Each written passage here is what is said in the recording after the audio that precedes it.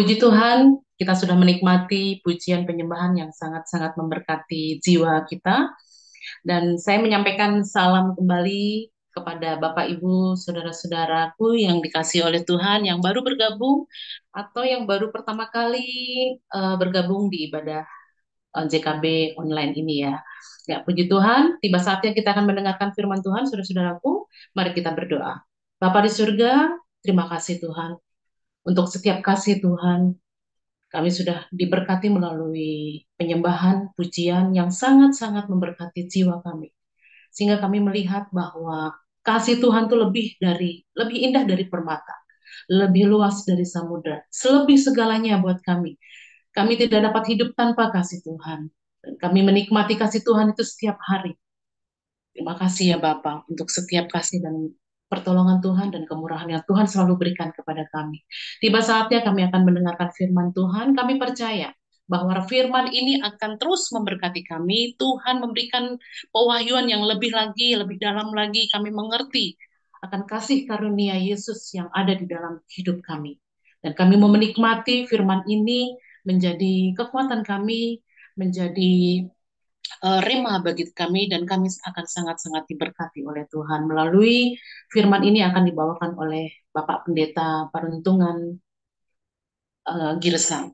Puji Tuhan, kami akan menikmati firman ini dan kami percaya firman ini akan terus bertumbuh dan bahkan berbuah dan menjadi berkat buat orang-orang di sekitar kami. Terima kasih ya Bapak, inilah doa dan ucapan syukur kami.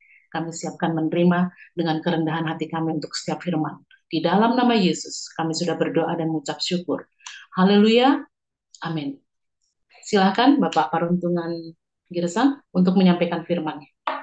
Terima kasih, Bojen. Selamat Ya, pagi semua sahabat-sahabat. Salam kenal dengan sahabat-sahabat dari JKB. Ya, terima kasih tentunya kepada uh, Pastor Sugiono ya telah mengundang saya untuk ada di Zoom JKB ini. Ya, terima kasih juga sahabat-sahabat yang bisa hadir, yang juga diundang oleh Pastor Sugiono, yang saya yang undang. Sahabat-sahabat yang lainnya. Ya, terima kasih untuk semuanya. Dan eh, tanpa terasa sekarang sudah hampir akhir Februari dan akan masuk ke Maret dan seterusnya ya. Jadi mari kita menikmati hidup dengan ucapan penuh syukur, dan pada pagi hari ini kita akan mendengarkan suatu kebenaran firman Tuhan. Saya diberikan ada tema tahun ini oleh Pak Sugiono, dan dari situlah saya mengambil tema yang kita sajikan hari ini. Ya, baiklah sahabat-sahabat sekalian, saya akan coba tayangkan materi saya. Ya, saya akan coba sharekan materinya. Apakah sudah kelihatan ya teman-teman? kelihatan Pak. Kelihatan ya. Oke. Oke, saya setting sebentar. Ya, ini adalah materi pada pagi hari ini. Diberi tema adalah mengerti dan menghidupi. Jadi di dalam pembelajaran kita meneliti firman Tuhan, kita perlu mengerti. Kalau nggak mengerti, ya kita akhirnya jadi ikut-ikutan aja. Tapi kita perlu mengerti. Setelah kita mengerti, kita perlu menghidupi. Ya, menghidupi kebenaran itu sendiri. Nah, hari ini di dalam kita untuk mengerti dan mengerti dan menghidupi apa?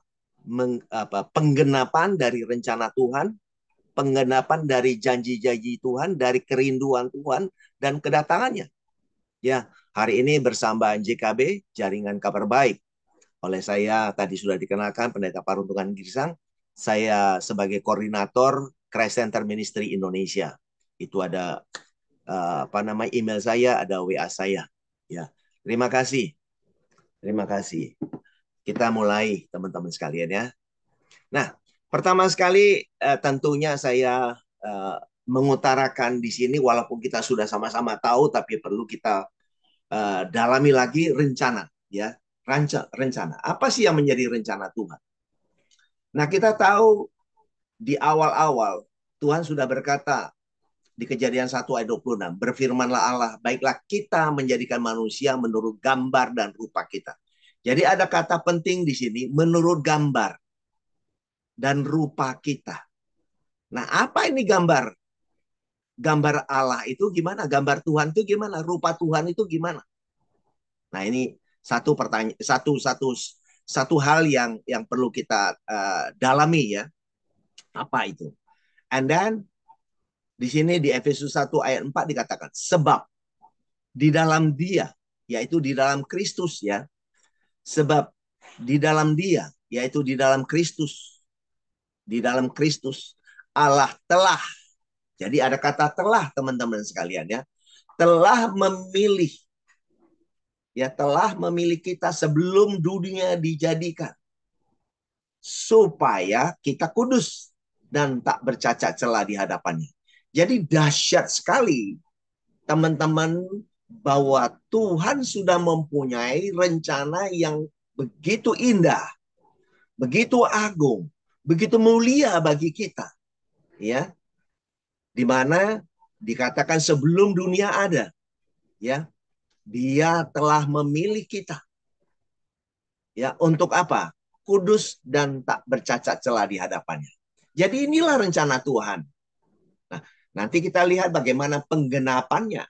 Ya, ini rencana Tuhan semua. Ya, ini begitu banyak rencana Tuhan, tapi kita ambil dua hal ini ya. Nah, ini janjinya. Janjinya begitu banyak, tapi kita ambil beberapa saja ya janjinya. Yohanes 14 ayat 3. Dan apabila aku telah pergi ke situ dan telah menyediakan tempat bagimu, aku akan datang kembali dan membawa kamu ke tempatku, supaya di tempat di mana aku berada, kamu pun berada. Nah, bahasa Indonesia ini bisa dikatakan sangat ambiguity, ya, bisa mendua artinya, sehingga pikiran orang tidak fokus gitu, ya.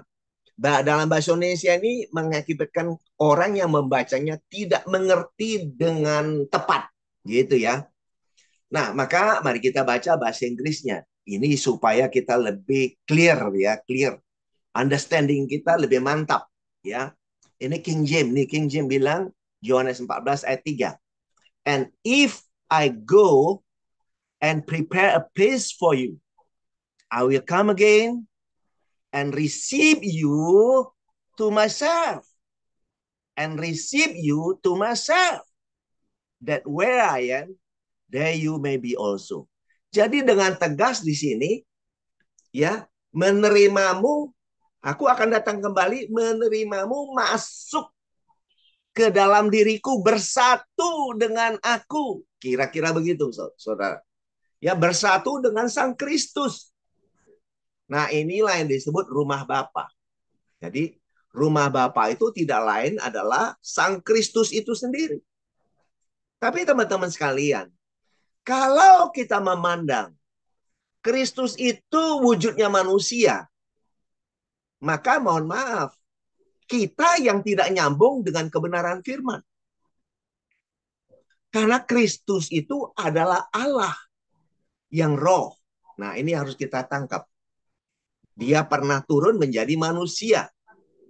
Setelah menyelesaikan tugasnya dalam rancang menggenapi rencananya, menggenapi janji-janjinya, dia kembali kepada wujud kodrat kealahannya, yaitu roh. Nah, ini kita harus tangkap ini. Jadi Allah itu roh. Kristus itu adalah Allah yang roh. Kristus adalah Bapa yang roh.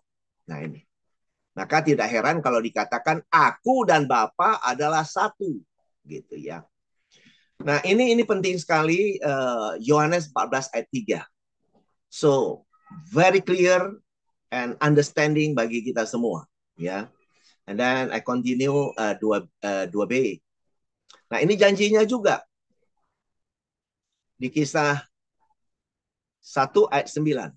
Sesudah ia mengatakan demikian, terangkatlah ia disaksikan oleh mereka, dan awan menutupinya dari pandangan mereka.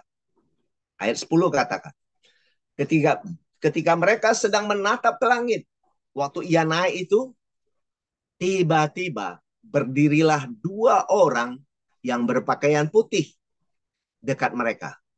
Ayat 11, ini perhatikan fokus ayat kita ayat 11. Dan berkata kepada mereka, "Hai orang Galilea, mengapa kamu berdiri melihat ke langit? Yesus ini yang terangkat ke sorga meninggalkan kamu akan datang kembali dengan cara yang sama seperti kamu melihat dia naik ke sorga." Sahabat-sahabat sekalian, ya, Bapak, Ibu, Saudaraku, saya sudah mendiskusikan hal ini kepada banyak orang. Banyak pendeta, banyak doktor teologi ya. Dan mohon maaf, teman-teman, ya, para pendeta, doktor-doktor teologi berkata kepada saya bahwa Kisah 1 ayat 11, mereka dengan tegas mengatakan ayat ini belum digenapi. Nah, sekarang saya kembali bertanya, kalau ayat ini tidak digenapi, maka ya orang Galilea itu, kita juga bisa berkata bahwa Tuhan berbohong kepada orang Galilea. Coba mari kita perhatikan baik-baik ayat ini, saudaraku. Ya, ayat 11 ini mari kita perbaiki. Dia katakan apa? Dan berkata kepada mereka, "Hai orang Galilea." Pertanyaannya, apakah Bapak, Ibu, saudaraku, anak cucu kita tahun 2200 adalah orang Galilea? Tentu dengan tegas kita berkatakan, kita bukan orang Galilea. Tapi Yesus pada kesempatan ini berbicara secara khusus melalui malaikatnya kepada orang Galilea.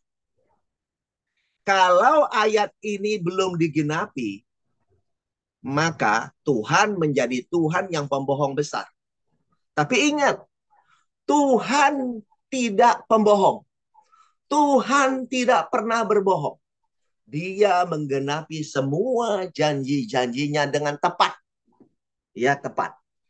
Jadi ayat ini sudah digenapi. Ya, nanti kita lihat. Ya. Nah, ini sebenarnya adalah ayat teguran kepada mereka. Ya, ayat teguran kepada mereka. Nanti kita lihat penggenapannya. Tapi ini adalah janjinya, saudaraku. Jadi mari hari ini kita melihat ayat ini. Saya katakan ayat ini telah digenapi dengan sempurna oleh Yesus Kristus sebagai Tuhan dan Juru Selamat. Ya, sudah digenapi. Lanjut, kerinduan Tuhan, kerinduan Kristus. Ya, ini kerinduan Tuhan ini. Mari kita lihat hati Tuhan begitu luar biasa di dalam kehidupan umatnya. Apa yang menjadi kerinduannya? Lihat saudaraku. Matius 8 ayat 20 berkata, Yesus berkata kepada mereka, serigala mempunyai liang dan burung mempunyai sarang. Tetapi anak manusia tidak mempunyai tempat untuk meletakkan kepalanya. Wow, dahsyat sekali. Jadi ada kerinduan di hati Tuhan yang begitu luar biasa. Dia rindu meletakkan kepalanya. Nggak punya tempat. Bahkan dia bandingkan dengan serigala yang mempunyai liang dan burung yang punya sarang. Tapi anak manusia tidak mempunyai tempat untuk meletakkan kepalanya. Ini Yesus katakan waktu dia masih memakai tubuh manusia. Ingat, dalam rencana mempersiapkan, ya, mempersiapkan orang percaya, menyiapkan umatnya, ya, mempersiapkan umatnya. Sebentar lagi dia akan mati di kayu salib, ya, dalam rangka tadi janjinya bahwa sebelum dunia ada, kita telah dipersiapkan, ya, telah diciptakan di dalam Kristus untuk menjadi kudus, tak bercacat celah. Nah, orang yang kudus tak bercacat celah inilah menjadi tempat Kristus meletakkan kepalanya. Wow, sungguh dahsyat sekali kebenaran ini. Inilah menjadi kerinduan Tuhan, saudaraku. Baik itu dinyatakan di Matius 8 ayat 20 maupun di Lukas 9 ayat 58. Hal yang sama diperkatakan. Demikian. Saya lanjutkan. Nah, 4. Nah, saya mengajak Bapak, Ibu, Saudaraku, sahabat sekalian, mari kita jangan langsung percaya apa yang diomongkan orang, siapapun mereka. Tapi check and recheck. Kita mau baca, kita mau menggali. Karena itu perintah Tuhan. Ya, perintah Tuhan. Dia katakan gini. Amsal 25 ayat 2. Jadi kita perlu meneliti kembali. Perlu mengerti sampai mendapatkan konfirmasi di hati pikiran kita yang paling dalam. Nah, ini. Dan inilah yang saya lakukan di dalam kehidupan saya. Mengapa saya jadi pendeta? Karena itu ada kerinduan untuk mendalami kebenaran itu. Jadi saya tidak cukup hanya belajar dari mendengar apa kata orang. Tapi firman Tuhan ini mengingatkan kita. Ya, Amsal 25 ayat 2. Kemuliaan Allah ialah merahasiakan sesuatu. Jadi ingat, Tuhan merahasiakan sesuatu. Tetapi kemuliaan raja-raja, kemuliaan saudara dan saya, dan kita semua, umat manusia, sebenarnya adalah untuk menyelidiki sesuatu yang rahasia itu. Pertanyaannya adalah, apakah saudara dan saya mengerti rahasia yang Tuhan sembunyikan itu? Apakah kita sudah mendapatkan rahasia itu? Nah, ini penting. Untuk bagi orang-orang yang berpendidikan di sekolah teologi, mereka mengerti cara menelaah, menekuni firman Tuhan, meneliti dengan hermeneutika. Tapi bagi kita yang biasa-biasa mungkin, marilah kita mau mendalami ayat dengan ayat, benang merah ayat dengan ayat. Coba lihat konteksnya, ini berbicara apa, di mana, kapan, apa yang dibicara. Dan timelinenya perlu sekali kita mengetahui timeline. Dan bagaimana kira-kira penggenapannya. Baik itu dari perjanjian lama sampai ke kitab Wahyu. Ini penting. Dan yang tidak kalah penting, saudaraku, teman-teman sekalian, ingat. Apakah kita memperhatikan yang terlihat dalam kehidupan kita? Segala sesuatu kita ingin melihat dengan mata kepala kita secara kasat mata. Apa yang ada di pikiran kita, pandangan kita, paradigma kita ingin melihat sesuatu secara kasat mata. Baru kita percaya. Nah, firman Tuhan dengan tegas berkata di 2 Korintus 4 ayat 18. Teman-teman sekalian. Dikatakan dengan tegas, sebab kami tidak memperhatikan yang kelihatan. Ya, jadi dengan tegas dikatakan melalui Rasul Paulus berkata, kami tidak memperhatikan yang kelihatan, melainkan yang tak kelihatan. Nah, dengan tegas dikatakan karena yang kelihatan adalah sementara, sedangkan yang tak kelihatan adalah kekal. Nah, sekarang kita mau berpikir yang kelihatan aja atau juga mengerti, menghidupi hal-hal yang tidak terlihat. Nah, hal-hal yang tidak terlihat inilah yang kekal, abadi, selama-lamanya, teman-teman sekalian. Nah, hari ini mari kita merubah cara berpikir kita, merubah paradigma kita, melihat bahwa Tuhan itu mementingkan hal-hal yang tidak terlihat. Walaupun hal yang terlihat itu nyata, fakta dalam kehidupan kita. Tetapi kekekalan itu ada. Ya, ada dalam hal yang tidak terlihat. Karena Kristus menciptakan baik yang terlihat maupun yang tidak terlihat. Ya, itu sesuai dengan di Kolose 1 ayat 15 sampai 17 dikatakan begitu. Di dalam Kristus telah diciptakan segala sesuatu baik yang terlihat maupun yang tidak terlihat. Baik yang ada di sorga maupun yang ada di bumi. Baik singgasana maupun pemerintahan. Semuanya diciptakan oleh Dia untuk Dia. Dan sebelum segala sesuatu ada, Kristus sudah ada. Jadi segala sesuatu ada di dalam Dia. Jadi termasuk sorga ada di dalam Kristus. Ya. Jadi sorga itu bukan satu tempat di mana. Sorga ada di dalam Kristus itu sendiri. Kalau kita melihat Kristus dalam bentuk wujud manusia, ya maka kita yang tidak nyambung. Ingat, Kristus adalah Allah yang roh. Dia maha hadir.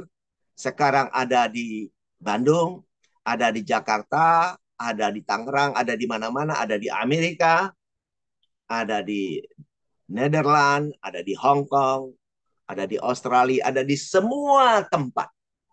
Karena Kristus sebagai Tuhan, Dia maha hadir. Ingat dikatakan di Matius 18 ayat 20 dikatakan, jika ada 2-3 orang berkumpul dalam namaku, aku ada di tengah-tengah mereka. Dia pernah berkata begitu. Waktu itu pun dia masih ada di bumi, ya. Jadi Tuhan itu maha hadir. Saya lanjutkan. Nah, mari kita mendalami 5A. Mengerti tentang penggenapannya. Nah, sebelum salib disebut adalah langit pertama, bumi pertama. Inilah sebutan sebelum salib. Tetapi setelah salib, yaitu terutama setelah kehancuran bait suci Allah, maka inilah yang disebut langit baru, bumi baru. Ya, secara de jure sebetulnya terjadi setelah salib, setelah Yesus mati, bangkit dan pencurahan Roh Kudus. Maka itu pun sebetulnya sudah disebut langit baru, bumi baru, tetapi belum dimengerti banyak orang. Karena ada masa transisi pemahaman antara Yesus mati di kayu salib tahun 33 lebih sampai ke tahun 70 Masehi. Ya, di situ ada terjadi masa transisi. Ya, masa transisi pergumulan umat Tuhan. Pergumulan orang-orang yang hidup di zaman itu antara percaya hukum Taurat dan percaya kasih karunia. Disitulah terjadi pergumulan yang luar biasa. Sampai akhirnya Tuhan marah, Tuhan murka Allah terjadi, dihancurkanlah bait suci Allah di tahun 70 Masehi. Nah, setelah itu kita masuk di zaman baru yang disebut dengan langit baru, bumi baru. Itulah realita hidup di dalam roh. Ya, realita hidup di dalam roh. Nah, inilah yang disebut yang tidak kelihatan. Nah, inilah yang kekal. Kalau bait suci Allah itu di kota Yerusalem itu kelihatan. Tetapi ini adalah menciptakan bait suci Allah yang baru yang tidak kelihatan dalam roh. Ya, maka kalau kita mengerti kebenaran ini, kita tahu setelah salib itu, setelah Kristus datang dan mati di kayu salib, dikubur dan bangkit, dan terjadi pencurahan Roh Kudus, terjadi kesatuan antara Kristus dan mempelainya, maka 1 Petrus 1 berkata, karena kamu telah mencapai tujuan imanmu, yaitu apa? Keselamatan jiwa. Bapak, Ibu, Saudaraku yang terkasih, terus terang, jujur saya juga berkata, waktu saya lama sekali puluhan tahun jadi jemaat di gereja, berbagai gereja, ya, dari gereja tradisional sampai karismatik, saya tidak pernah mendengar ada khotbah yang bercerita ini. 1 Petrus 1 ayat 9. Bahwa kamu telah mencapai tujuan imanmu, yaitu keselamatan jiwamu. Jadi kita diceritakan sorga yang itu, yang enak, ini bisa makan, bisa minum. Sekarang apa hubungannya kita bisa makan dan bisa minum dengan keselamatan jiwa? Jujur Bapak Ibu Saudaraku, saya banyak bertanya kepada anak-anak muda, orang-orang milenial dan alfa. Saya bertanya, uh, apa generasi Z ya, Z, milenial Z. Saya bertanya, apa hubungan keselamatan jiwa dengan sorga yang lantainya emas dan neraka yang menyala-nyala? Generasi muda berkata nggak ada hubungannya Om, gitu kira-kira ya, nggak ada hubungannya. Tapi generasi tua pada ketakutan, apa namanya, berlomba-lomba melakukan segala sesuatu hanya karena iming-iming sorga, ya. Kemudian karena ketakutan masuk neraka yang apinya menyala-nyala. Padahal ingat, yang diselamatkan itu adalah jiwa saudara dan saya. Jadi dari sini kita bisa mengerti. Kalau kita paham, mengerti bahwa jiwa saudara dan saya yang diselamatkan, maka saat kita masih hidup, saat kita masih bernafas ini, kita harus mengerti rencana Tuhan dan menghidupinya dalam kehidupan saudara dan saya. So be happy in your life. Berbahagialah dalam hidup bersama Kristus. Ya, Tuhan yang mengalir melalui saudara dan saya. Do the best in your life bagi kehidupan ini. Bagi siapapun mereka. Jangan kita memilah manusia dengan kulit, ya, dengan suku, bangsa, dan agama. No, no, no. Enggak. Tuhan sayang semua manusia. Ingat ini. Tuhan sayang semua manusia. Bahkan Tuhan mau hidup di dalam setiap umat manusia, siapapun mereka. Nah, cuma si manusia itu tidak paham bahwa ada Tuhan hidup di dalam setiap manusia. Nah, untuk itulah tugas saudara dan saya menceritakan kebaikan Tuhan. Bahwa urusan dosa sudah selesai. Tuhan hidup di dalam setiap orang, teman-teman sekalian. Supaya orang itu apa? Jiwanya selamat. Waktu jiwanya selamat, dia merdeka dalam hidup. So be free, tidak ada ketakutan, tidak ada intimidasi dalam hidupnya, saudara. Nah, ini dahsyat sekali, saudara. Kalau kita mengerti, maka tidak heran, saudara, di 1 Korintus 6 ayat 17 dikatakan, tetapi. Nah, ada kata tetapi di sini. Tetapi siapa? Nah, artinya apa? Tidak semua orang mengerti, teman-teman sekalian. Tidak semua orang sadar. Nah, tetapi siapa yang mengikatkan dirinya pada Tuhan, menjadi satu roh dengan dia, dengan Kristus. Wow, dahsyat sekali sahabat-sahabat sekalian. Jadi bagi kita yang sadar, kita yang tahu, marilah kita mengikatkan diri pada Tuhan. Sehingga kita menjadi satu roh dengan dia. Artinya kita unity with Christ. Dalam dimensi roh. Tidak terlihat. Gitu saudara-saudara sekalian.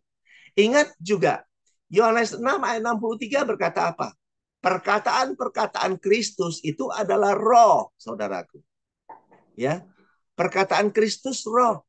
Galatia 5 ayat 25 juga berkata, hidup oleh roh. Ya, kalau kita hidup oleh roh, tentu kita dipimpin oleh roh. Maka Yohanes 4 ayat 24 juga apa? Menyembah Allah dalam roh dan kebenaran. Karena Allah itu roh, Kristus itu roh.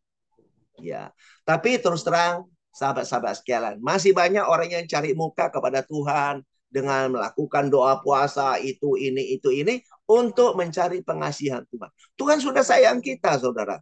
Ingat, relasi kita menyembah Allah dalam roh dan kebenaran. Dan inilah yang sudah digenapkan di dalam langit baru, bumi baru. Nah, langit pertama, bumi pertama adalah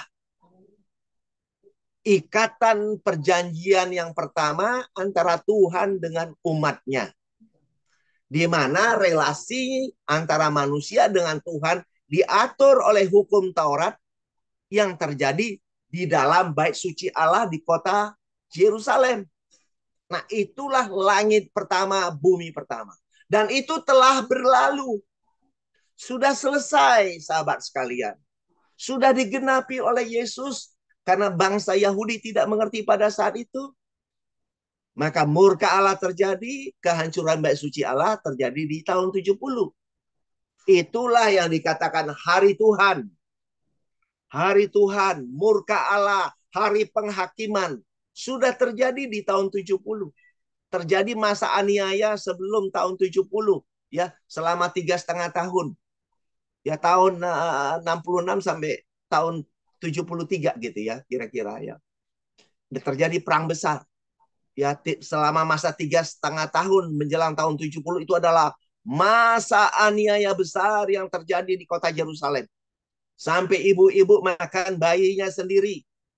Ada yang makan kulit sepatu, ada yang makan rumput. Itulah masa aniaya besar. Jadi kitab-kitab perjanjian lama, kitab ratapan di mana ibu-ibu makan bayinya, nabi imam-imam dibunuh di bait sucinya, itu semua sudah terjadi. Sudah digenapi gitu. Nah, tapi ya memang masih banyak pengajaran yang berkatakan itu belum terjadi. Tapi secara fakta itu semua sudah terjadi, saudara. Nanti kalau Bapak Ibu, saudaraku baca tulisannya Josephus, just type di Google Josephus, ya, eat baby gitu, mother eat baby, keluar itu semua ceritanya ibu-ibu makan bayi pada zaman itu, teman-teman. Jadi inilah dahsyatnya penggenapan yang sudah terjadi di dalam kita. Sedangkan apa itu langit baru, bumi baru adalah realita hidup kita. Realita hidup orang percaya. Langit baru, bumi baru adalah ikatan perjanjian yang baru. Di mana relasi Tuhan dengan umatnya, ya, terjadi di dalam kasih karunia Tuhan. Relasinya terjadi dalam roh dan kebenaran di dalam bait suci Allah yang baru, yaitu di dalam tubuhnya, gerejanya, jemaatnya, mempelainya, di mana kita sebagai jemaatnya, gerejanya, Kristus sebagai kepala. Dan itu sudah terjadi dalam kehidupan kita. Kalau kita mengerti, kita bisa menikmati kehidupan yang merdeka, resting in Christ, and menikmati His blessing in your life. Berkat-berkat keselamatan, berkat-berkat kemuliaan, happiness, bahagia, tanpa iminasi, tanpa ketakutan itu terjadi dalam hidup saudara. Saudara, teman-teman yang terkasih, saya beri kesaksian sedikit saja. Tahun 2021, saya bersama teman-teman saya nyetir di sebelah kanan, saya ada di sebelah kiri. Waktu itu terjadi di Kota Belawan. Kami melewati rel kereta api yang tanpa palang. Nah, kebetulan rel kereta api itu agak di balik rumah, jadi kita tikungan nggak kelihatan. Teman saya mungkin juga agak melamun, saya sedang pakai HP. Nah, tiba-tiba kita sudah di tengah-tengah rel kereta api, sahabat-sahabat sekalian. Dari sebelah kanan saya lihat itu kereta api meluncur. Saya melihat benar rel kereta api meluncur dari kanan. Tapi ingat, tidak ada ketakutan sedikit pun di hati dan pikiran saya waktu melihat kereta api itu meluncur akan menerjang mobil kami. Gitu ya. Saya berkata, keluar dari mulut saya, wah, ditabrak. Tapi tidak apa-apa. Wah, ini ada kata-kata yang keluar. Ditabrak, wah akan ditabrak nih. Wah, ditabrak nih. Tapi tidak apa-apa. Nah, pada saat ngomong tidak apa-apa itulah terjadi benturan yang begitu dahsyat, saudara. Begitu kuatnya benturan itu menabrak bagian depan dari pintu kanan, di bagian depannya ini arah ke chassis depan itu udah menyok hancur, saudara. Dan begitu kerasnya suara itu, mobil kami terlempar 7-8 meter sejajar dengan rel kereta api.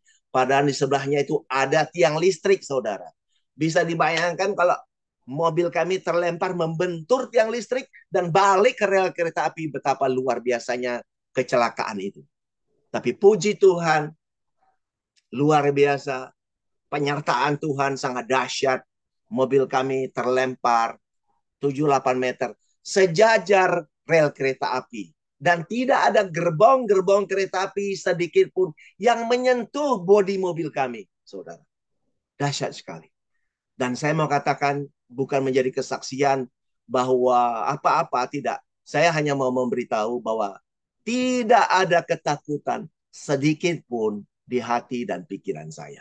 Ini menjadi satu kesaksian. Kenapa? Karena saya mengerti betapa kasihnya Tuhan kepada saya dan saudara semua. Jiwa saudara sudah diselamatkan. Everything is already done by Him. Kita sudah bersatu dengan Dia, menikmati hidup di dalam Dia. Kalau dikatakan hari Sabat nggak boleh ngapa-ngapain di perjanjian lama, sekarang kita sudah ada di dalam Kristus. Bukan untuk mencari kehormatan, mencari apa. Menikmati kasih-Nya. Menikmati keselamatannya. Menikmati damai sejahteranya, kemuliaannya. Dan do the best in your life. Tuhan yang mengalir melalui saudara dan saya. Tuhan mau apa? Saudara, yes, kita alatnya. Tuhan mengalir. Ini penting kita tangkap dan hidupi dalam hidup saudara dan saya. Next, ke 5B. Wah, ini saya tulis masih 5A ya, seharusnya di 5B. Mengerti tentang penggenapan. Ya. Nah, ingat saudaraku, ini ayatnya ditulis ya waktu Yesus masih ada di bumi, dia berkata, Lukas 24 ayat 44-45. Yesus berkata kepada murid-muridnya sebelum dia naik ke surga, dia katakan, inilah perkataanku yang telah kukatakan kepadamu ketika aku masih bersama-sama dengan kamu. Ingat, ketika aku masih bersama-sama dengan kamu. Kamu ini bukan kita, saudaraku. Bukan saudara, bukan saya. Bukan juga anak cucu kita tahun 2200. Bukan.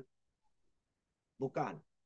Tapi ini berbicara kepada murid-muridnya pada waktu itu di tahun 33-an Masehi. Ya, ini saudaraku.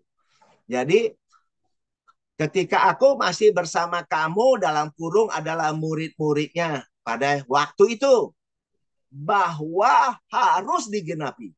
Semua yang ada tertulis tentang aku, tentang Kristus dalam kitab Taurat Musa, dan kitab nabi-nabi dan kitab Mazmur. Semuanya harus digenapi.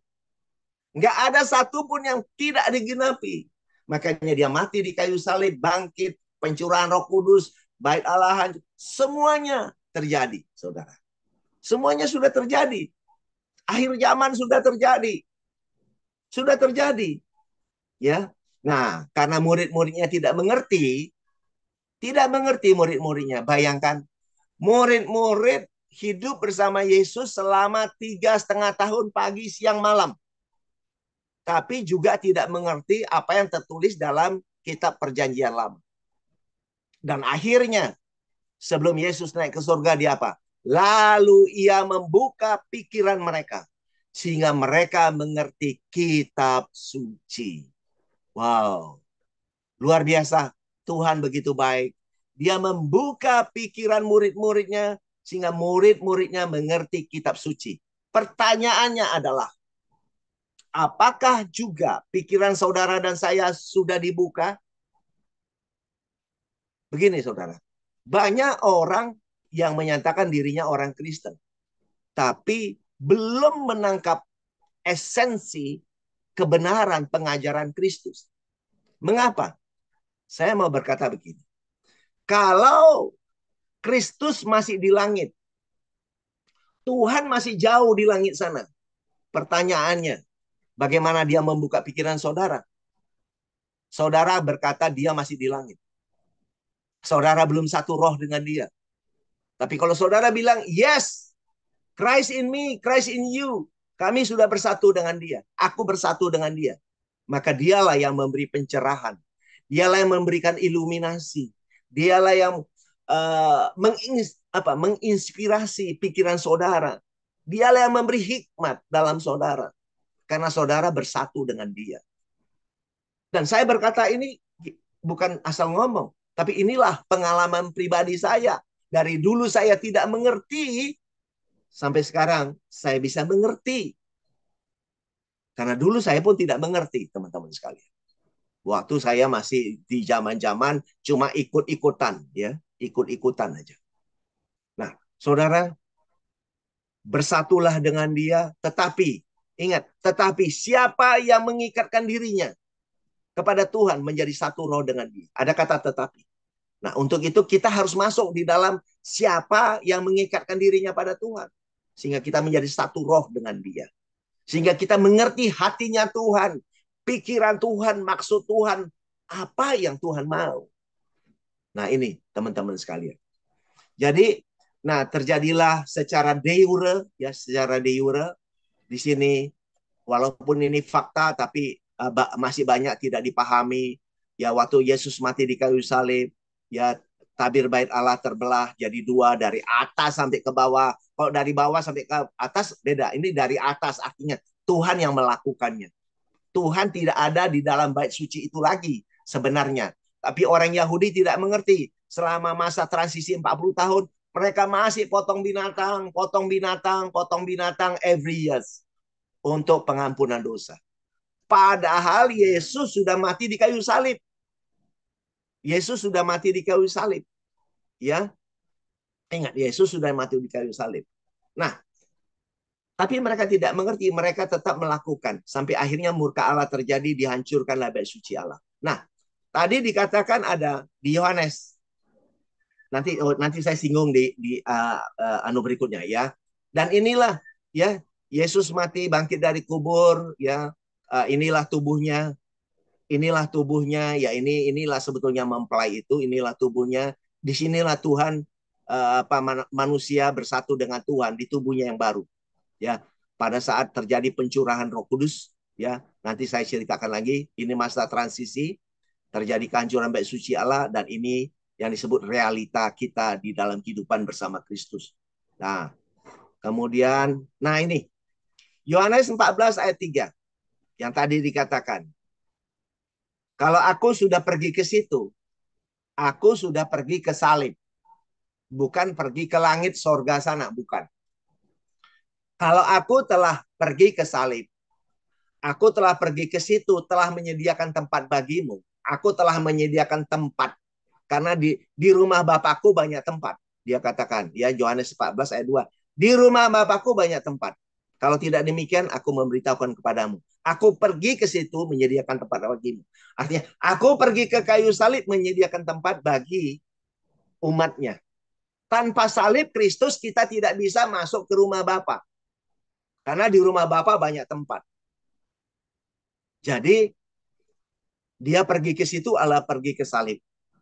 Ya, tempatnya adalah tubuh Kristus yang bangkit pada hari ketiga. Disitulah rumah Bapa itu. I will, if I already prepare a place for you, I will come again and receive you to myself. Engkau masuk ke dalam diriku. Nah, inilah penggenapan dari juga kitab Yohanes 14 ayat 15 sampai 20. Ya, kalau aku udah pergi, ada roh kebenaran, ya, ada roh penolong. Tapi di samping setelah itu dia berkata, aku tidak akan meninggalkan kau yatim piatu. Aku akan sebentar lagi nggak ada, sebentar lagi akan datang dan kita bersatu bersama. Nah, inilah penggenapan semua. Apakah itu sudah terjadi? Sudah, sudah. Nah, Yohanes 14 ini sudah digenapi. Nah, Ibrani 9 ayat 28 berkata, Yesus hanya satu sekali saja ya turun dalam wujud manusia. The second time, kali kedua ia akan datang bukan untuk menanggung dosa. Karena dosa dalam wujud manusia. Karena dosa ditanggung oleh darah Kristus, harus ada darah. Ada tubuh manusianya, ada darahnya. Tapi setelah itu, the second time, dia datang tanpa menanggung dosa untuk menganugerahkan keselamatan bagi yang buka hati yang menantikan dia. Maka tidak heran dikatakan juga di Wahyu 3 ayat 20. Aku mengetuk di depan pintu. Kalau ada yang buka hati, aku akan masuk dan makan bersama dia. Dan ingat, ini bukan dari luar, tapi dari dalam hati kita, dari dalam hidup kita. Dia bilang, aku ada di dalam ini. Aku ada bersama kamu, lu ngerti nggak? Gitu. Kalau ngerti, maka akan terjadilah relasi dalam roh dan kebenaran. Menyembah dia dalam roh dan kebenaran. Apa ini? Adalah kita senantiasa bersatu dengan dia di dalam setiap tarikan napas kita, ucapan syukur kita kepadanya. Di mana setiap saat kita menyatu dengan dia. Jadi dalam pikiran kita, hati kita itu menyatu. Every moment in your life. Setiap saat, setiap detik-detik berlalu, setiap tarikan nafas kita, kita menyatu dengan Kristus dan tidak pernah keluar lagi dari situ. Wahyu 12 ayat, Wahyu 3 ayat 12 kata, kalau kita ya orang pemenang, menjadi pemenang, maka kita tidak pernah keluar lagi dari apa? Kita dijadikan soko guru dan tidak pernah keluar lagi dari bait suci Allahku yang baru, yaitu bait suci Allah yang baru itu. Kita nggak pernah keluar lagi. Dan kita diberi nama yang baru, yaitu apa? Yerusalem baru. Jadi Yerusalem baru bukan kota fisik, tapi orang percaya dalam roh. Kitalah Yerusalem baru yang bersatu dengan Kristus. Dahsyat sekali, saudara. Ya. Kemudian yang terakhir, ini yang terakhir, saudara. Ya, inilah kita bersatu. Nah, ingat sekali teman-teman sekalian. Di 2 Korintus 16 sampai 7, 2 Korintus 5 ayat 16 17. Bahwa setelah kita mati bersama dia dan bangkit bersama Kristus. Ingat, kita sudah mati bersama Kristus loh. Dan sudah bangkit. Jadi jangan bilang nanti dari kubur, udah meninggal dunia, dikubur, dibangkitkan lagi. Enggak. Kita sudah dikuburkan bersama Kristus. Bersama kematiannya kita sudah dikuburkan dan kita sudah bangkit. Kita telah menjadi manusia baru, manusia spiritual, manusia roh. Walau pada satu titik, ya, badan kita, waktu kita meninggal dunia akan dikubur dari tanah kembali ke tanah. Tapi jiwa kita yang telah menyatu dengan roh Tuhan, ini akan kekal selama-lamanya di dalam Kristus. Catat ini saudara. Jadi kita telah menjadi manusia baru. Untuk itu di 2 Korintus 5 ayat 16. Kita tidak boleh lagi menilai manusia, menilai orang dengan ukuran-ukuran manusia. Dan juga tidak bisa lagi menilai Kristus dengan ukuran manusia. Karena Kristus itu adalah Allah yang roh. Dan kita telah menjadi manusia roh di dalam dia. Nah ini luar biasa. Nah maka juga Efesus 2 ayat 20 sampai 22. Ya, di ayat sebelumnya dikatakan Yesus itulah batu penjuru. Kita tersusun rapi. Kalau di Matius 24 ayat 1 sampai 4 dikatakan satu batu tidak ada di atas batu lainnya, semuanya akan dihancurkan.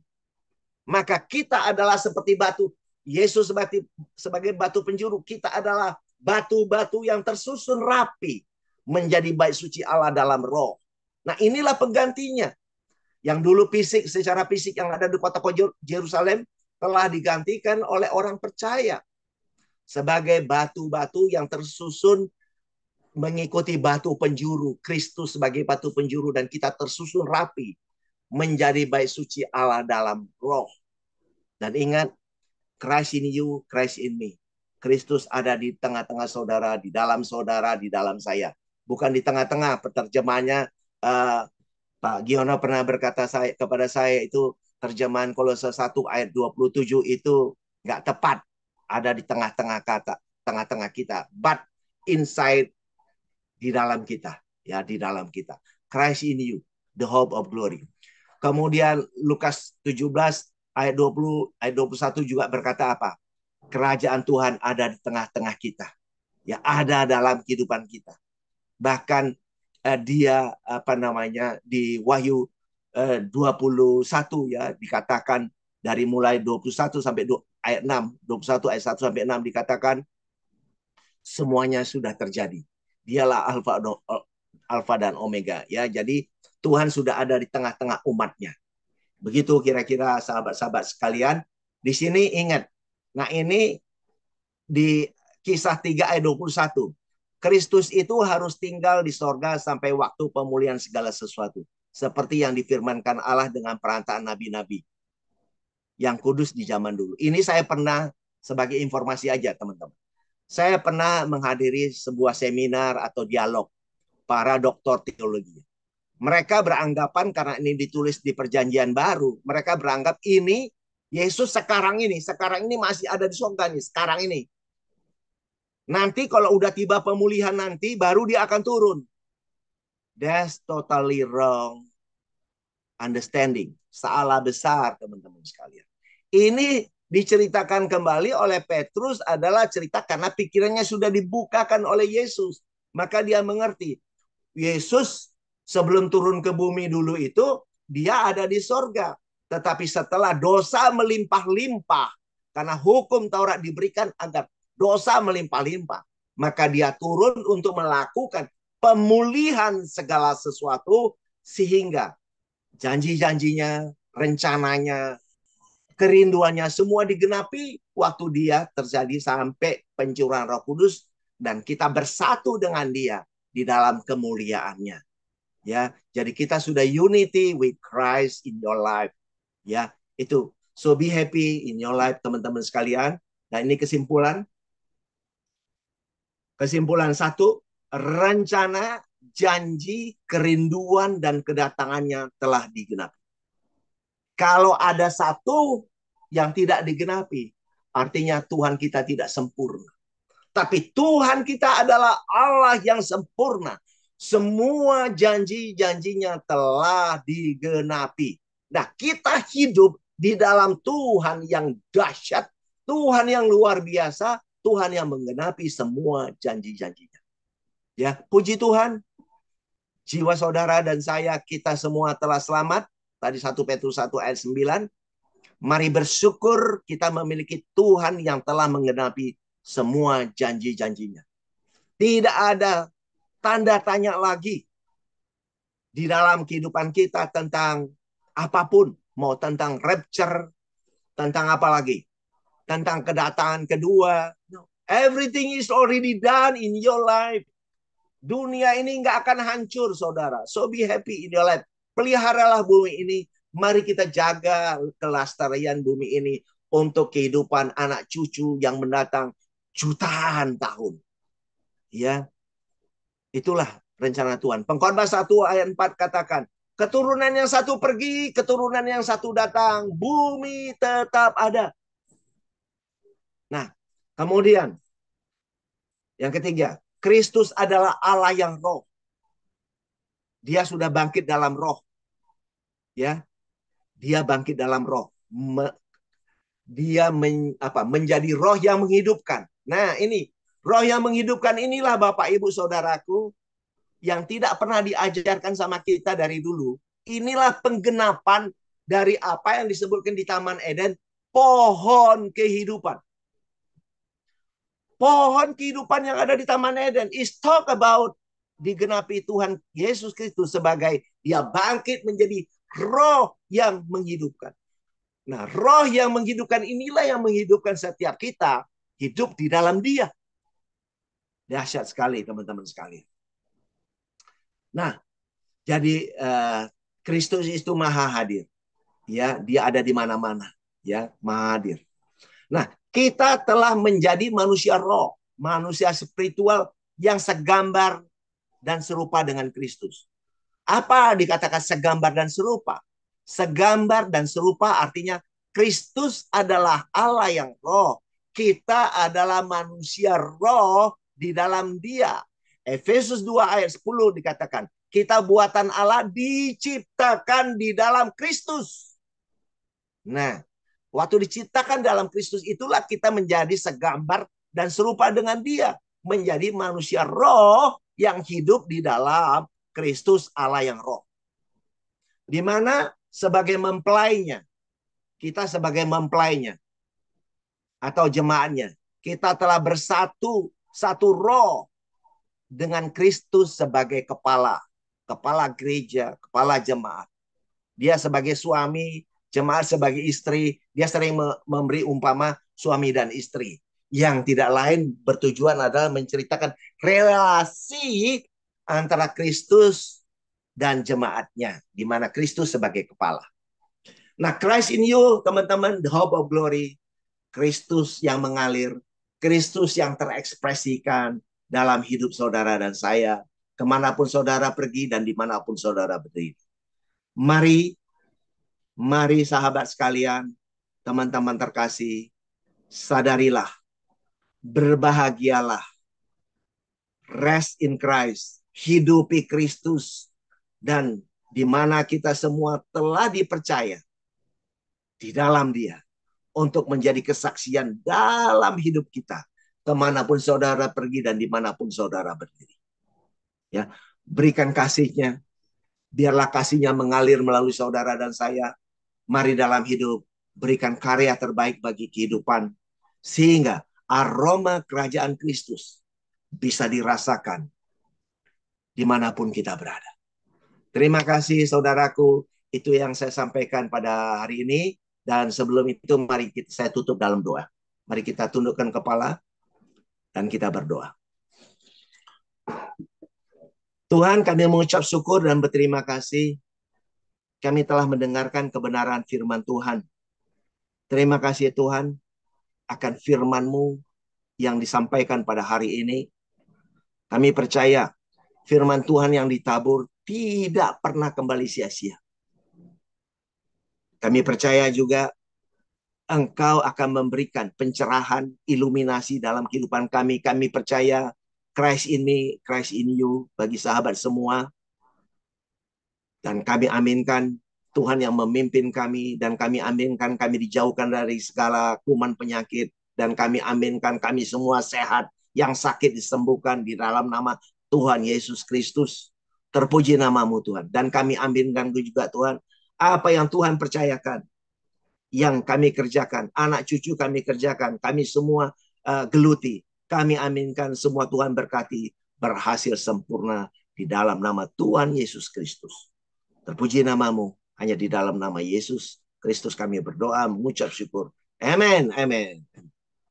Thank you, sahabat. Amin. Amin. Puji Tuhan. Pastor Paruntungan Girsang yang sangat amat diberkati. Saya percaya kita semua diberkati pada saat siang hari ini melalui pewahyuan, pemahaman firman, pembaharuan pola pikir kita yang lama, dan saya pribadi sangat diberkati. Ya, saya berikan waktu untuk Bapak Ibu Bro and Sis jika ada pertanyaan. Itu Bro Max Sambur kelihatannya membuka. Itunya Ya. mau tanya. Ya. Baik, selamat pagi Pak Sugiono. Ya, pagi Pak, silakan. Hari ini saya bisa bergabung dalam ibadah JKB. Terima kasih juga kepada Pak Pendeta Paruntungan Girsang yang sudah membawakan firman Tuhan pagi ini. Saya akan minta penjelasan Pak Paruntungan Girsang di slide 2B, janjinya.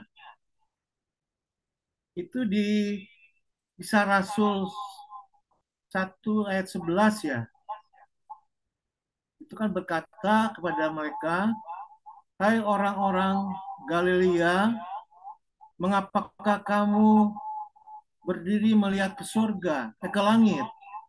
Yesus ini yang terangkat ke surga, meninggalkan kamu, akan datang kembali dengan cara yang sama seperti kamu melihat dia naik ke surga. Ayat ini bisa dijelaskan lebih jelas, Pak, oleh Pak Paruntungan Girsang. Terima kasih. Silakan, Pak. Langsung ya. Ya, Pak. Bisa ada yang bisa menayangkan ayat? Tadi Kisah 1 ayat 11. Kalau slideshow-nya bisa ditampilkan lagi, Pak. Apa PowerPoint-nya, Pak? Oh, enggak. Saya sekarang ini ya, saya tayangkan ya sebentar ya. Iya. Udah ya, kelihatan ya. Kelihatan ya? Sudah, ya, sudah. Ya. Jadi sahabat sekalian, ini yang TB aja. Ya. Ini adalah sebenarnya kalau kita mau jujur, ini adalah ayat teguran kepada mereka. Teguran ya, teguran. Jadi dan berkata kepada mereka, hai orang Galilea, ingat loh orang Galilea bukan bapak, bukan saya, bukan anak cucu kita tahun 2200. Ini penting sekali karena banyak orang ya nggak ngerti konteksnya. Ya dianggap masih berlaku sampai sekarang. Ya, jadi hai orang Galilea, mengapa kamu berdiri melihat kemana? Ke langit. Nah, habis ditegur ini coba pelajari. Apakah murid-murid masih melihat ke langit? Murid-murid melihat terus ke langit? Enggak. Murid-murid masuk ke ruangan, dia naik ke atas ruangan, duduk di sana menunggu kedatangan Tuhan. Ya. Nah, Yesus yang terangkat ke sorga, meninggalkan kamu akan datang dengan cara yang sama. Nah, catat ada kata dengan cara yang sama seperti kamu melihat dia naik ke sorga. Nah, saya berkata ayat ini telah digenapi. Walau di luar sana banyak pendeta, doktor teologi, sekolah STT bilang ayat ini belum digenapi. Kalau saudara dan saya mengajarkan ayat ini belum digenapi, dengan tegas saya berkata, ya, kalau ayat ini belum digenapi, teman-teman sekalian, maka apa? Saudara dan saya menjadi apa, saudara? Pembohong besar. Betul? Sekarang coba mari kita buka kisah 2. Kisah 2. Kisah 2 dimulai ayat 1.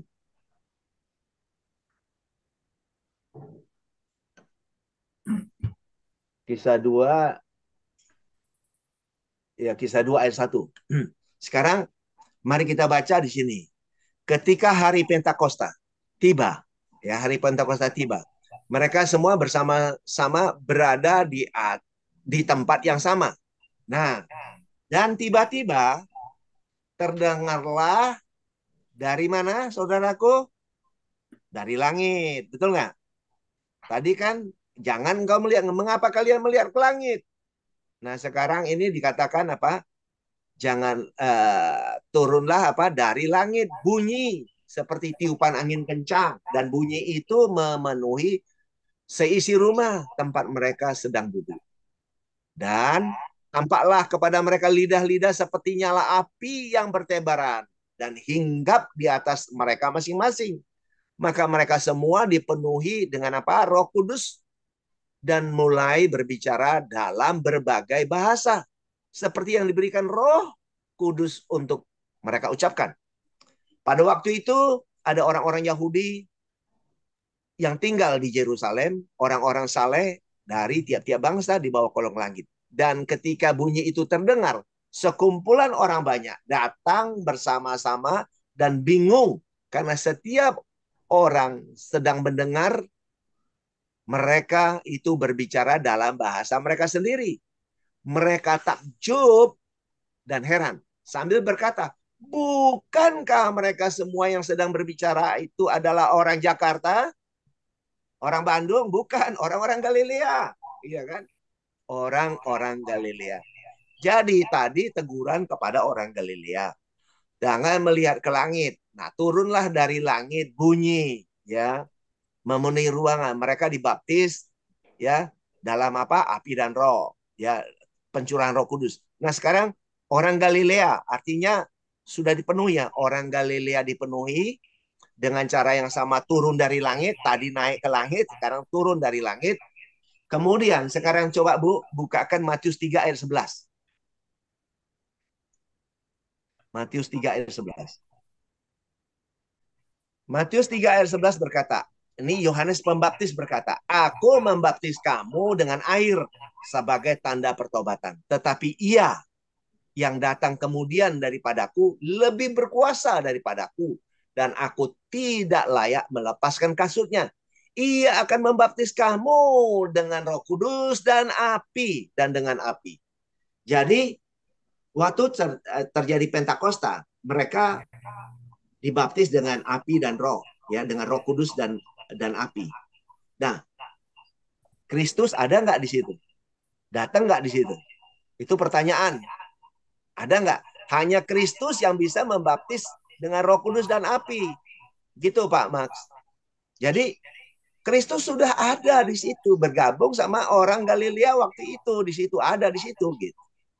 Jadi ayat itu telah digenapi kepada orang Galilea. Orang Galilea. Nah, baru nanti ada lagi waktu Bait Allah hancur, ya, ada lagi Ibrani 9 ayat 28. Nah, itu kedatangan ke tiap-tiap orang yang mengerti waktu buka hati, kira-kira begitu. Jadi kedatangan Kristus itu progresif terus, progresif. Walaupun pada waktu itu sudah terjadi. Nah, kepada kita sudah terjadi, kepada anak cucu kita nanti akan ada, semua terus terjadi secara progresif, kira-kira begitu. Gitu, Bro. Bro Max. Iya, jadi untuk kedatangan kedua kali dan kita diangkat itu sudah tidak perlu apa namanya diyakini ya Pak. Ditunggu-tunggu ya. Nggak perlu ditunggu-tunggu. Coba bukakan lagi Bu, Efesus 2 ayat 4 sampai 6. Di sini dikatakan, akan tetapi Allah yang kaya dengan belas kasih dan kasih karunia-Nya yang besar itu, ia mengasihi kita. Ayat 5, bahkan ketika kita mati, nah mati ini bukan dikubur. Bukan dikubur ini. Ketika kita mati dalam pelanggaran-pelanggaran kita, artinya apa? Mati ini artinya tidak mempunyai relasi, tidak memiliki kemuliaan Tuhan, terpisah dari Tuhan, itu mati. Mati bukan meninggal dunia, beda. Mati dan meninggal dunia hal yang berbeda. Kita harus betul-betul baca konteksnya apa. Kalau ada kata mati itu di Alkitab baca betul. Ya baca apa ini maknanya gitu. Jadi jangan samakan meninggal dunia, tidak. Mati di sini adalah sama dengan biarlah orang mati menguburkan orang mati. Nah itu ada Yesus ngomong gitu. Ikutlah aku, biarkanlah orang mati menguburkan orang mati. Jadi ketika kita mati, ketika kita tidak memiliki relasi sama Tuhan, maka Dia yang mendamaikan kita melalui darahnya, gitu ya kan? Dalam pelanggaran-pelanggaran kita, Ia menghidupkan kita bersama dengan Kristus. Menghidupkan kita artinya apa? Kita menjadi jiwanya selamat. Jiwa kita itu bisa nyambung sama Tuhan. frekuensinya nyambung sama Tuhan, itulah ia menghidupkan kita bersama dengan Kristus. Oleh anugerah kamu telah diselamatkan. Nah, ayat 6. Dan ia membangkitkan kita. Nah, kalau yang bahasa Indonesia dalam bahasa TB ini telah, ada pakai kata telah. Ia membangkitkan kita. Ya, coba pakai TB-nya, Bu, ada TB. Nah, di sini coba TB. Nah, dan di dalam Kristus ia telah membangkitkan kita juga dan memberi tempat bersama-sama dengan dia di surga. Nah, coba dalam bahasa Inggrisnya, yang ayat 6 ini dalam bahasa Inggris. Bahasa Inggris. Nah, bahasa Inggrisnya ayat 6-nya ya. And had raised us up. Ya. And had raised us. Artinya kita telah dibangkitkan bersama dia. Bersama Kristus. And made us sit together. Dan membuat kita duduk bersama dengan dia. Nah ini. Heavenly places in Christ Jesus. Jadi sorga itu adalah in heavenly places in Christ Jesus. Jadi kita ini sudah bersatu dengan dia, di dalam dia. Dalam alam sorgawi, di dalam Kristus itu. Gitu, Bro. Gitu, Bro. Jadi nggak usah kalau menunggu-nunggu lagi, karena ingat. Tadi yang saya bilang di 2, coba Bu balikkan lagi, Ibu cari 2 Korintus 4 ayat 18. 2 Korintus 4 ayat 18. Ini penting. Nah, kita harus fokus ke sini, ke ayat ini. Ya. Kita harus fokus ke ayat ini. Sebab kami tidak memperhatikan yang kelihatan, melainkan yang tak kelihatan. Karena yang kelihatan adalah sementara. Sedangkan yang tak kelihatan adalah kekal. Jadi manusia baru kita yang sudah diciptakan baru di dalam Kristus. Kita sudah diangkat. Kita sudah masuk dalam kemuliaannya. Ini adalah penggenapan sama dengan apa yang dikatakan di 1 Tesalonika 4 ayat 16-17. Sama itu. Sama. Jadi bukan menunggu-nunggu kita diangkat ke langit. Tidak. Tidak ya. Jadi 1 Tesalonika 4 ayat 16-17 itu sama dengan ini ayat 6. Efesus 2 ayat 6. Sama itu. Sama. Kita sudah diangkat masuk dalam kemuliaannya. Gitu. Kira-kira begitu. Jadi kalau dikatakan Tuhan sendiri turun dari surga. Coba buka. 1 Tesalonika 4 ayat 16-17. Itu sudah terjadi. Jangan nunggu rapture, capek Pak. Nggak akan terjadi itu.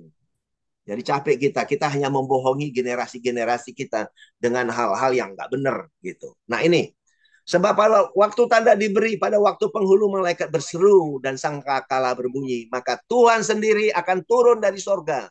Dan mereka yang mati dalam Kristus akan lebih dahulu bangkit. Ya, ingat mati ini bukan yang dikubur. Yang siapa yang mati, ini cerita waktu kehancuran bait suci Allah. Ini digenapi di dalam waktu bait Allah hancur. Nah, sesudah itu kita yang hidup, yang masih tinggal akan diangkat bersama-sama dengan mereka dalam awan-awan menyongsong Tuhan di angkasa.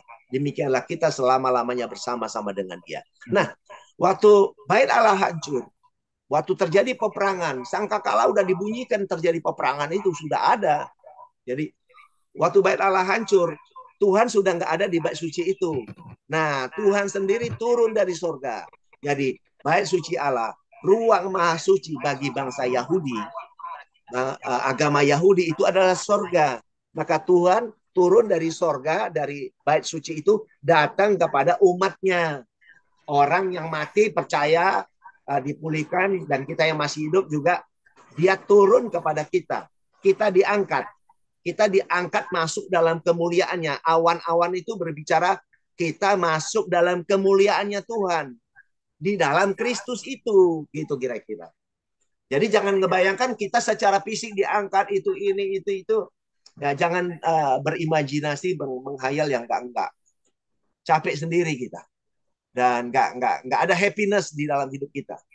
Nikmatilah, be happy in your life. Karena kita sudah bersatu dengan dia. Satu roh. Kalau udah dikatakan satu roh sama dia, terus nunggu apa lagi? Gitu. Karena yang diselamatkan jiwa saudara dan saya. Jadi bukan jiwanya yang diangkat ke sana gitu. Enggak. Bukan tubuh kita, enggak. Gitu kira-kira Bro Max. Ya, amin. Amin Pak. Peruntungan Gisang. Ya, amin. Jelas Pak. Terima kasih Pak. Thank you so much. Ya, puji Tuhan. Ya, menanggapi itu ya, menanggapi pertanyaan Pak Max ya. Itu memang dulu pertanyaan kisah 1 ayat 11 itu lama sekali saya merenungkan, itu menjadi ganjalan ya. Ternyata waktu itu saya berpikirnya tuh Tuhan itu bentuknya secara fisik. Nah, kuncinya adalah Yesus Kristus itu udah jadi roh. Jadi waktu Yesus mati bangkit, dia harus menampakkan diri, tapi sesungguhnya dia roh. 1 Korintus 15 ayat 45 bahwa Adam yang terakhir yaitu Yesus Kristus adalah roh yang menghidupkan. Jadi kembali ke asalnya adalah roh. Namun roh kan nggak bisa dilihat oleh murid-murid. Maka Yesus waktu mati bangkit menampakkan diri. Jadi kasus menampakkan diri itu khusus untuk murid-murid membuktikan dia bangkit, dia hidup, supaya murid-muridnya itu percaya apa yang dikatakan Yesus waktu hidup di dunia ini bahwa dia akan bangkit kan, hidup itu. Jadi dia menampakkan diri untuk membuktikan dia hidup, tapi sesungguhnya dia adalah roh. Nah, pada waktu sudah 40 hari ketemu murid-murid, Yesus waktu itu menampakkan diri mengajarkan kerajaan Tuhan selama 40 hari di kisah 1 ayat 3. Kemudian kisah 1 ayat 9, dia terangkat ke surga, dia kembali lagi ke bentuk yang roh itu, yang tadi dijelaskan ya. Nah, kemudian murid-murid menunggu janji Bapa di loteng, dia berdoa, sehingga turunlah kisah 2 itu, hari Pentakosta itu, di mana ada turun dari langit, eh, apa, eh, lidah api segala macam, seperti itu. Kemudian Roh Kudus dicurahkan di situ. Nah, sebetulnya kan Bapa, Anak, Roh Kudus itu kan satu, Tuhan, Esa dia, Ehad ya. Jadi Roh Kudus itu ya Kristus sendiri, Roh Kristus itu juga sebetulnya kan sama, karena dia Roh, dan Bapa, Anak, Roh Kudus itu kan satu, Ehad satu ya. Jadi disitulah dia turun kembali, dia janji yang dikatakan ke orang-orang Galilea itu digenapi di kisah 2. Kisah 1 itu mengatakan ke orang-orang Galilea, kisah 2 itu juga ke orang-orang Galilea, bukan orang-orang yang zaman sekarang. Nah, dulu saya berpikirnya, wah ini untuk nanti Yesus datang nanti. Enggak, itu sudah digenapi apa yang dikatakan Pastor Girsang itu udah betul begitu, Pak Max. Itu saja tanggapan saya. Tuhan berkati.